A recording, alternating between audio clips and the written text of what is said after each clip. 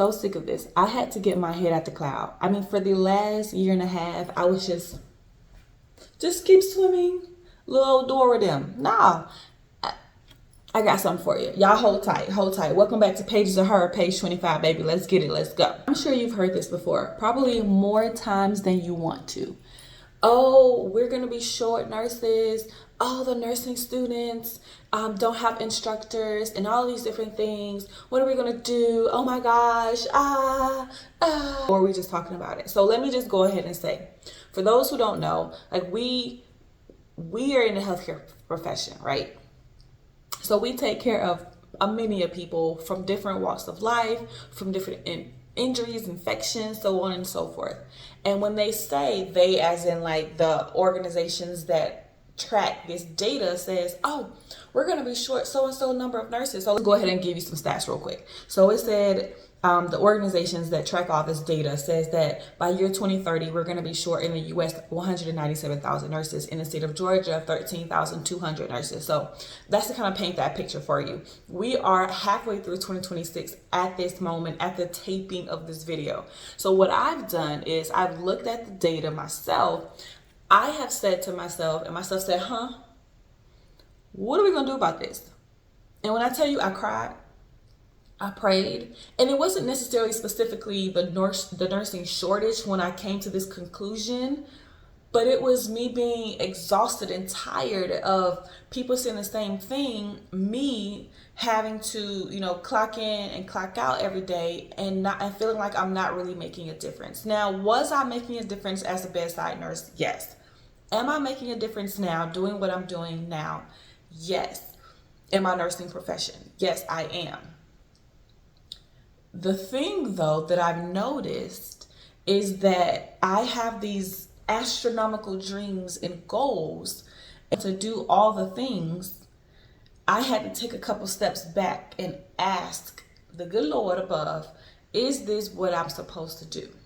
And I didn't even formulate it to what it is now. It wasn't even that wasn't even the thought. I just wanted to be able to make decisions, to have a say in what I do or what I don't do, both the way that I think that they deserve to be supported, whether they are working in the healthcare setting, at my location or somewhere else. And so I had these thoughts of grandeur, but I couldn't really formulate it and put it into one pot. I had these different ingredients, but I didn't know how to bake it. You know what I mean? Like I didn't know what it was going to turn out to be.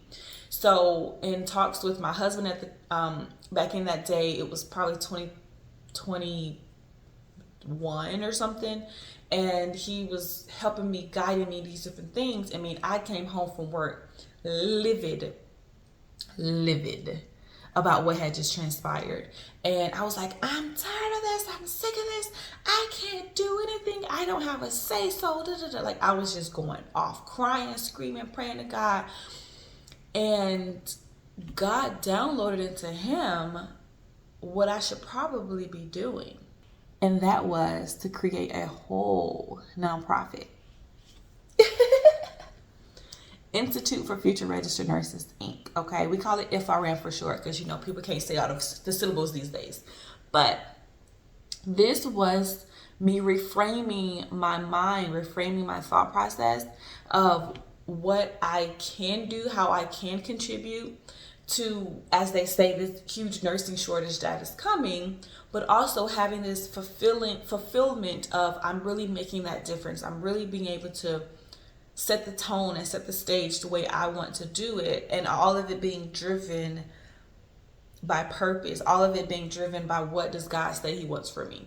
And when I came to that realization, I was like, yo, like this is wild, this is crazy. And I'm gonna be honest with you, I really hadn't done much with it because at the time, 2021, all the way up until 2025, it wasn't a nonprofit, like a legal nonprofit. We ended up splitting the business so that there was a business leg, if you will, then there was a nonprofit leg, if you will. But that didn't get split until 2025. And so we actually got legal, full 501c3 status last summer. And it's been a year now, right? Just about a year. And we're actually doing things with the nonprofit now. But the problem as many of you probably can guess, that nonprofits mean that people have to donate. And by the grace of God, we have received $650 cash in this last year. Now y'all probably like, oh my God, that's nothing. Well, it's something to us. It's something to us to have $650 of being donated from people's hard-working, hard-earned cash that they worked hard for. We had $250 e-cash from a Target near us. So that's $900, right? And so yeah, you might be thinking, oh man, that's nothing, that's peanuts. Yeah, it might be peanuts. Yeah, actually it is peanuts. I get it. But for someone who has never done it before, for an organization that is trying to grow and thrive and get out there, it's everything. And I can only give grace to God for that, give thanks to God for that. So go ahead. I mean, y'all on here. Y'all on here, right? So www.ifrn.org. A little $5. And this is the thing though. No, on a real note, like, we say donate $5 because when people donate $5, and you may think that's not gonna do anything by itself, maybe, but when you have 25 people donate $5, they're 125. They're 125. Now imagine this. Imagine you have, I don't know, 1,000 people donate $5. That's $5,000. What can we purchase with that $1,000? How many people can we support? How many nursing students can we truly support with $1,000? We can give meal vouchers to these people for their semester. We can give textbooks to these people for their semester. We can give transport for these people for this semester, right? And when God blesses us with hundreds of thousands of dollars, we can even start paying for tuition for people so that when they attend nursing school, they don't have to worry about that, because nursing school is hard enough, funding it shouldn't be. I'm gonna say that again. Nursing school is hard enough, funding it shouldn't be. So why would I sit back and not try my hardest, my best to get this message out there? I think not. I think I'm not about to sit here and complain of all the nurse execs and the higher ups and don't actually try to make a difference. That's just me.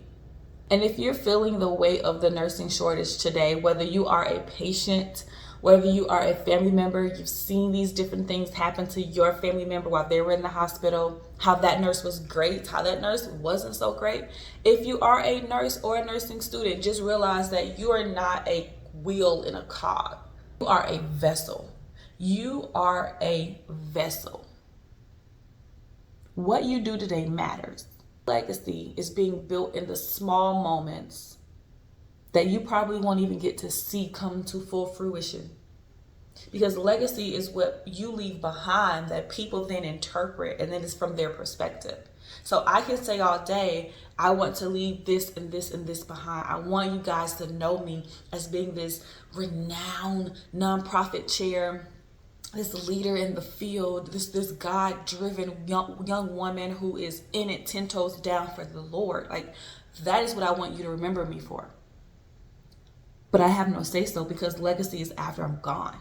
So for you guys, I want you to realize that, again, you're building things in small moments. The prayer, the time that you spend worshiping, the time that you spend, reading the word, putting in the effort, putting in the work to get where you want to go. It won't be in vain. You just have to keep going and keep striving for it. You listen to a patient, the few moments you spend helping a colleague get through a tough time, like, those things matter. It shows character, it shows grit, it shows responsibility, it shows empathy. So you're building this legacy in an industry that can probably, healthcare is cutthroat. That's just what it is. But then we have this deeper side, this softer side that allows us to really just be there for people in times that are truly unimaginable for them. If you want to support the next generation of nurses, please, I implore you to visit ifrn.org and donate. $5 works, $500 works, right? But just so that we can give back and support is astronomical. And for those who don't know, you can get this written off in your taxes next year. Because what? Because we legal. Because we 501c3, baby. Subscribe. Hit like. Drop a comment below. Let me know that you know that we know that you know that you're rocking and rolling with me. All right? Until the next page. Keep growing. Peace.